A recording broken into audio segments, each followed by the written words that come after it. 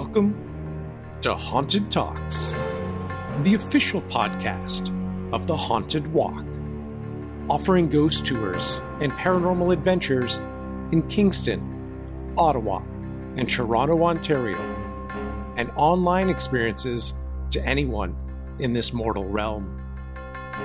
My name is Jim Dean. I am the creative director, and we thank you for joining us for this episode.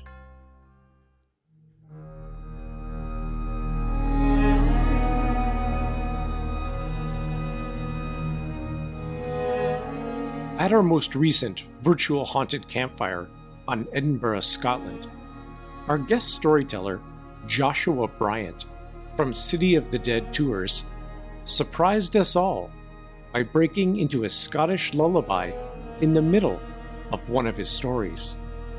It was eerie and haunting, and a really impactful part of his presentation.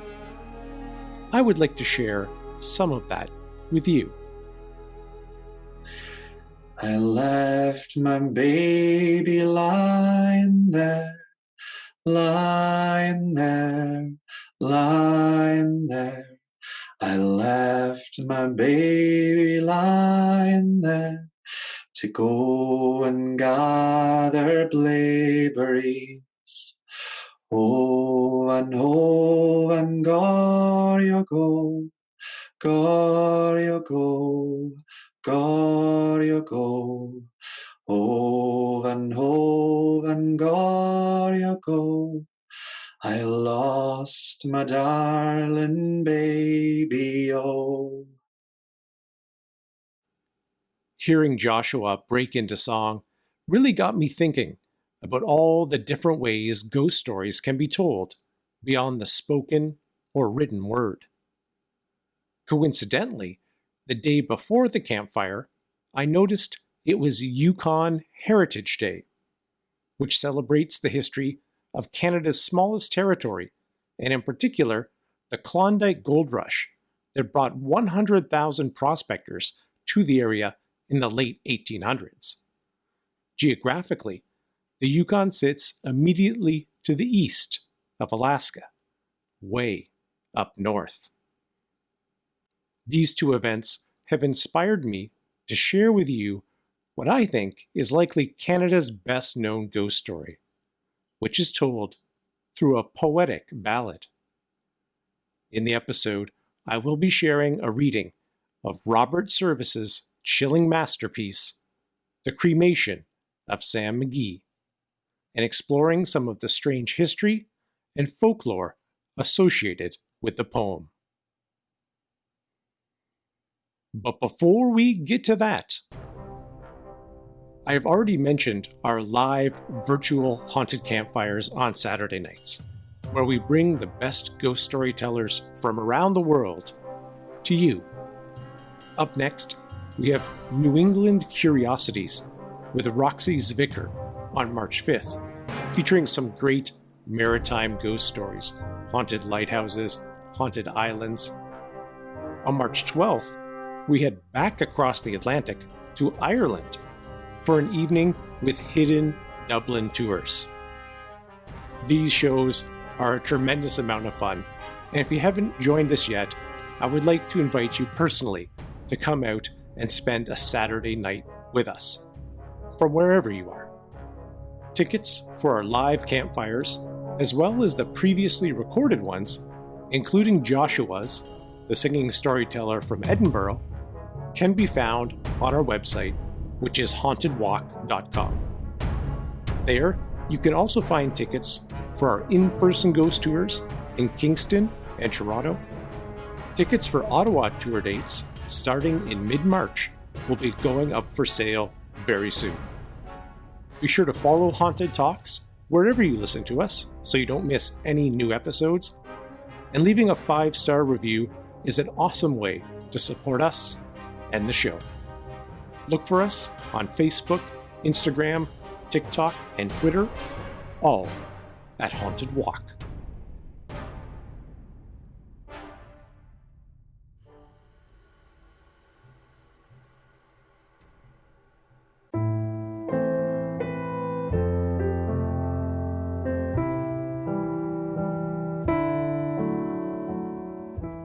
Robert William Service was born in 1874 in England.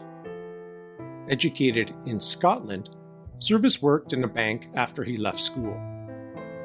In 1894, he emigrated to Canada, where, after wandering from California to British Columbia, he joined the Canadian Bank of Commerce, or today's CIBC. He was stationed throughout British Columbia and eventually at Whitehorse and Dawson City in the Yukon. In 1907, he published his first collection of poems, Songs of a Sourdough, which featured the cremation of Sam McGee, and was an immediate success. Several collections followed.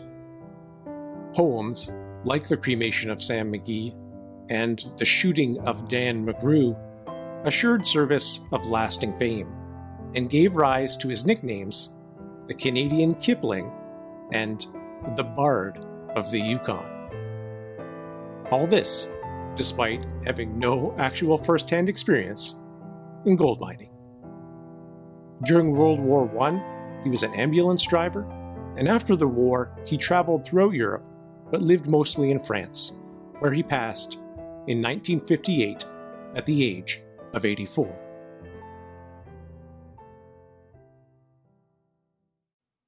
The Cremation of Sam McGee by Robert Service.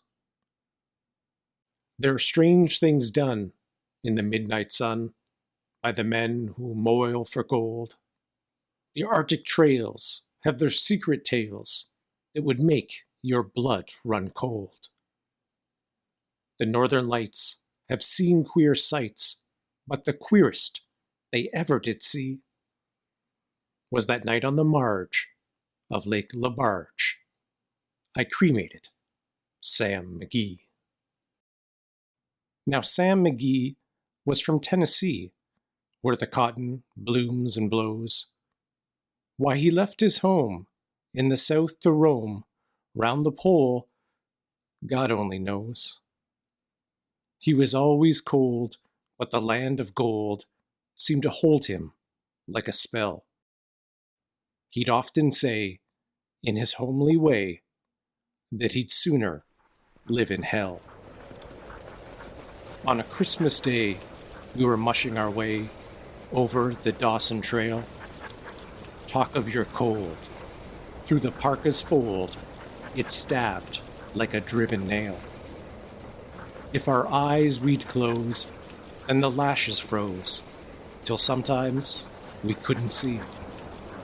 It wasn't much fun, but the only one to whimper was Sam McGee.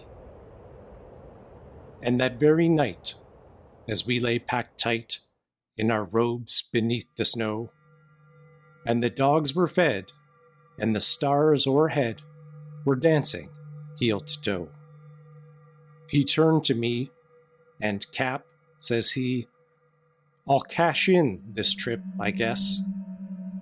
And if I do, I'm asking that you won't refuse my last request. Well, he seemed so low, I couldn't say no. Then, with a sort of a moan, it's the cursed cold, and it's got right hold, till I'm chilled clean through to the bone. Yet 'tain't being dead, it's my awful dread of the icy grave that pains. So I want you to swear that foul or fair, you'll cremate my last remains. A hell's last need is a thing to heed, so I swore I would not fail. And we started on at the streak of dawn, but God, he looked ghastly pale. He crouched on the sleigh, and he raved all day of his home in Tennessee. And before nightfall, a corpse was all that was left of Sam McGee.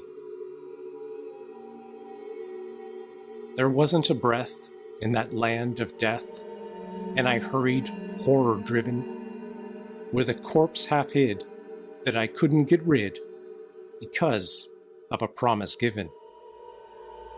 It was lashed to the sleigh, and it seemed to say, "You may tax your brawn and brains, but you promise true, and it's up to you to cremate those last remains." Now a promise made is a debt unpaid, and the trail has its own stern code. In the days to come, though my lips were dumb, in my heart how I cursed that load. In the long, long night, by the lone firelight, while the huskies, round in a ring, howled out their woes to the homeless snows, oh God, I loathed that thing. And every day, that quiet clay seemed to heavier and heavier grow, and on I went, though the dogs were spent, and the grub was running low. The trail was bad, and I felt half mad, but swore I would not give in. And I'd often sing to the hateful thing, and it hearkened with a grin. Till I came to the marge of Lake Labarge, and a derelict lay there. It was jammed in the ice, but I saw in a trice it was called the Alice May. And I looked at it, and I thought a bit, and I looked at my frozen chum. Then here, said I, with a sudden cry, is my crematorium. Some planks I tore from the cabin floor, and I lit the boiler fire. Some coal I found that was lying around, and I heaped the fuel higher. The flames just soared, and the furnace roared. Such a blaze you seldom see. And I burrowed a hole in the glowing coal, and I stuffed in Sam McGee. Then I made a hike, for I didn't like to hear him sizzle so. And the heavens scowled, and the huskies howled, and the wind began to blow. It was icy cold, but the hot sweat rolled down my cheeks, and I don't know why. And the greasy smoke, in an inky cloak, went streaking down the sky. I do not know how long in the snow I wrestled with grisly fear, but the stars came out, and they danced about, ere again I ventured near. I was sick with dread, but I bravely said, "I'll just take a peep inside. I guess he's cooked, and it's time I look." And then the door I opened wide.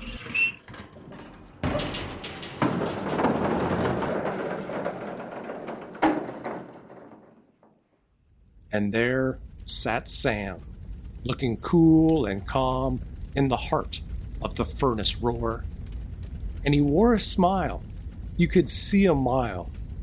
And he said, "Please, close that door. It's fine in here, but I greatly fear you'll let in the cold and storm. Since I left Plum Tree down in Tennessee, it's the first time I've been warm."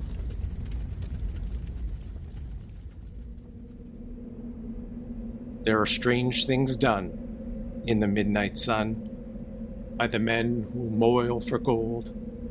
The Arctic trails have their secret tales that would make your blood run cold. The northern lights have seen queer sights, but the queerest they ever did see was that night on the marge of Lake Labarge. I cremated Sam McGee.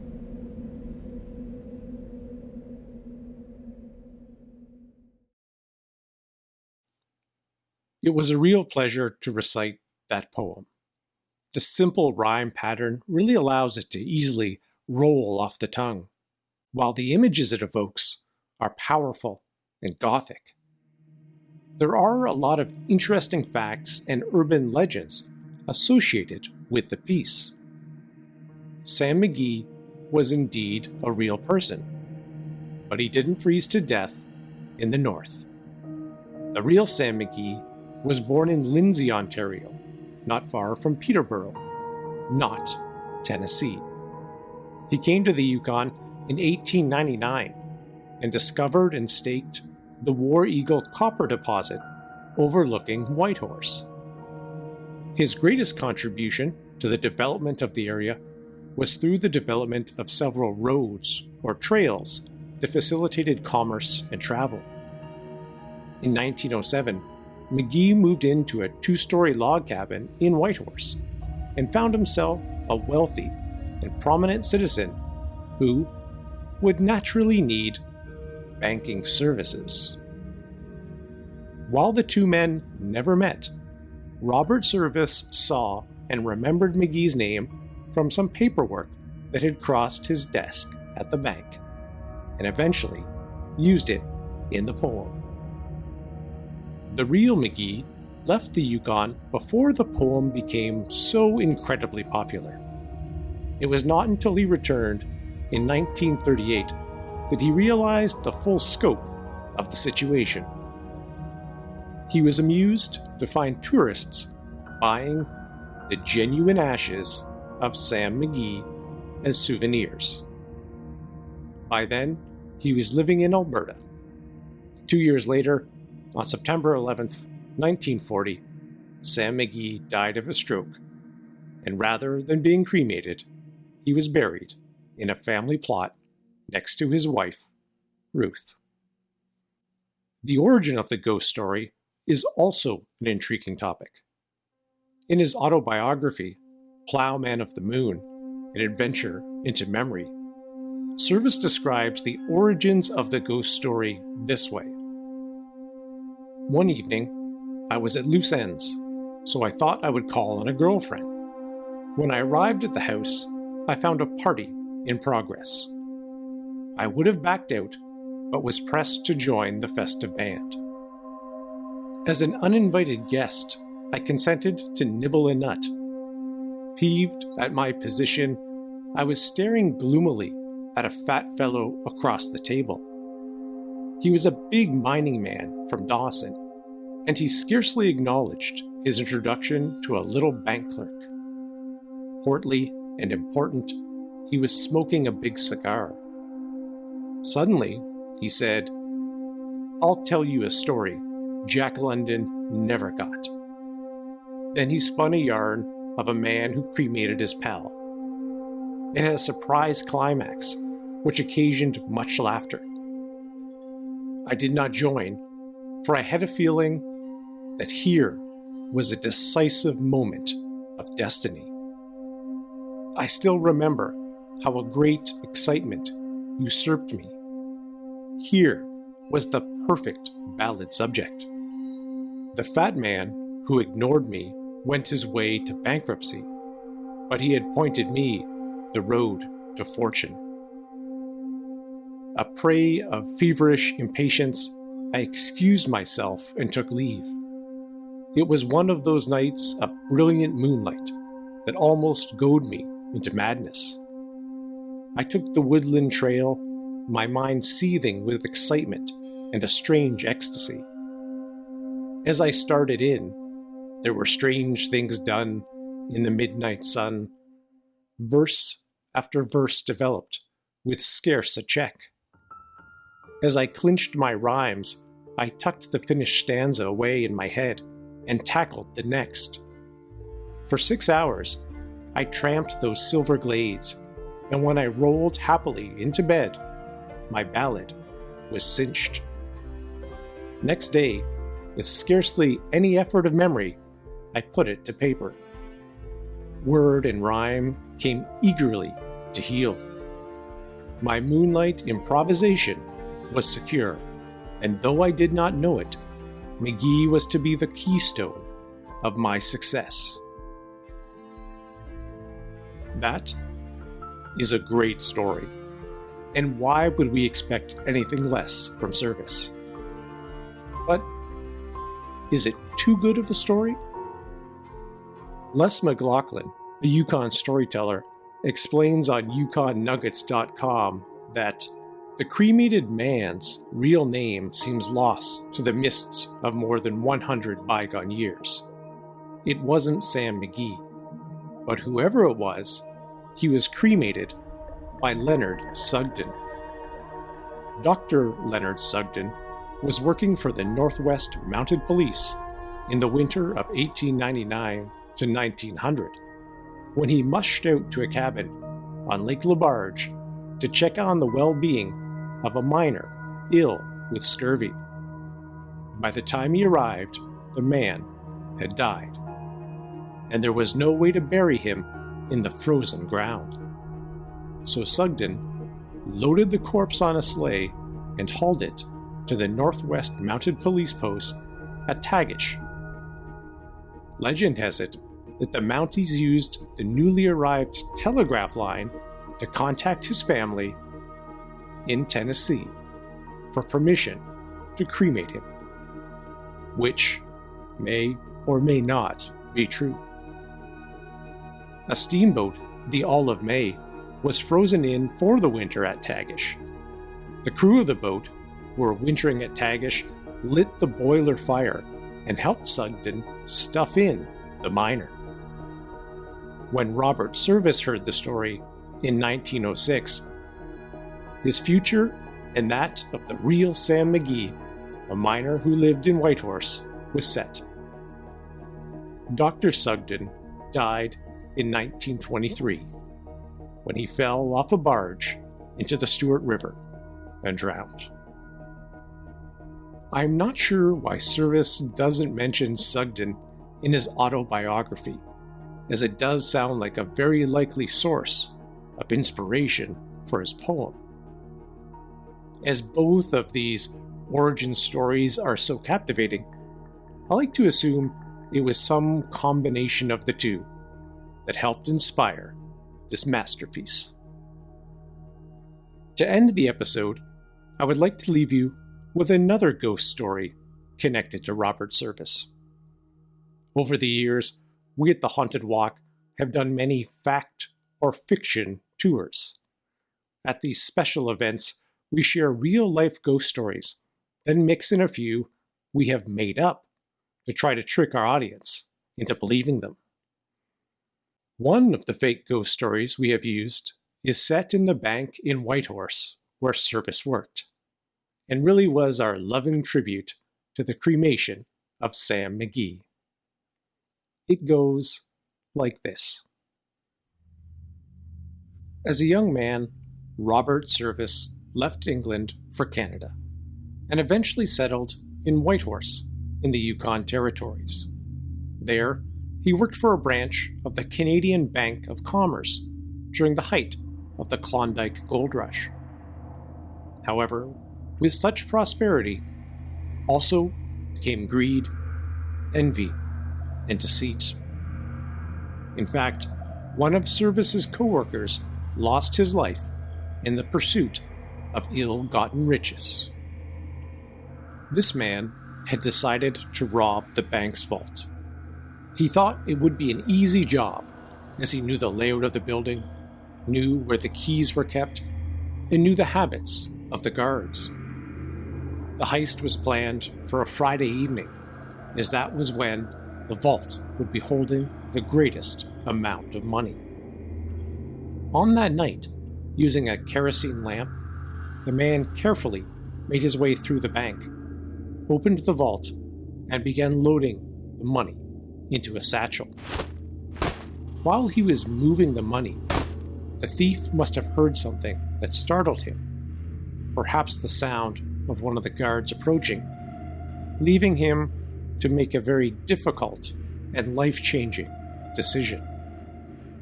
Did he take what he had in the bag already and make a run for it? Or did he try to hide while the guard passed by and get the entire fortune? As he would have known, the vault had a safety latch to open it from the inside, the man decided to squeeze himself into the vault and closed the door behind him. When he thought it was safe, he reached for the handle, which broke off in his hand, trapping him in the vault with his stolen riches. As the bank was closed for the weekend, no one came near it again for several days. When the vault was opened, on the Monday morning, the man's stone-cold body was found hunched over the lantern. The flame was extinguished, as the oxygen in the small space had long since been exhausted. It was clear from the scratch marks on the door that he had been using the broken handle to try to make his escape, or at the very least, draw the attention of someone who could rescue him. Robert Service, who often went to the bank in the middle of the night to find a quiet refuge to work on his poetry, claims on several occasions to have heard a tapping noise and other strange sounds coming from the vault. Eventually, Service became so unsettled by his experiences at the bank that he refused to work in the building alone.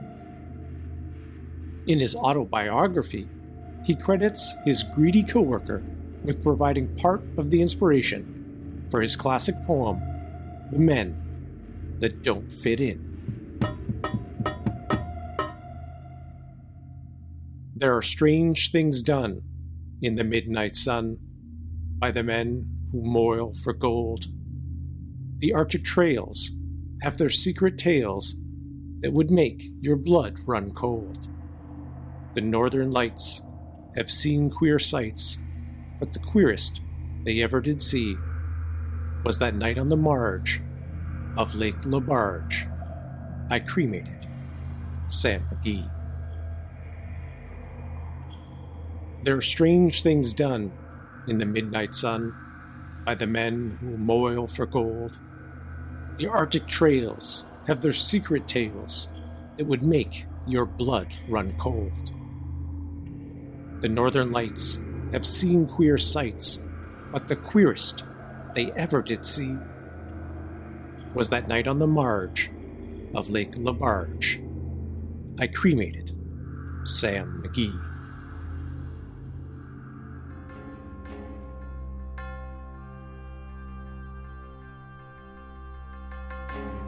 Thank you so much for joining us for the episode. For information on our live virtual haunted campfires or our in-person ghost tours in Kingston, Ottawa, and Toronto, please visit our website, which is hauntedwalk.com.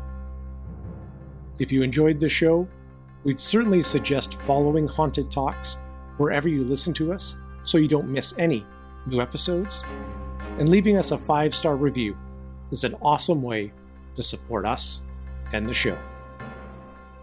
Look for us on Facebook, Instagram, TikTok, and Twitter, all at Haunted Walk. As always, a special thank you to our Haunted Talks team, including Michelle Dennis, our outstanding audio editor, and of course, to Robert Service. Until we meet again, sweet dreams.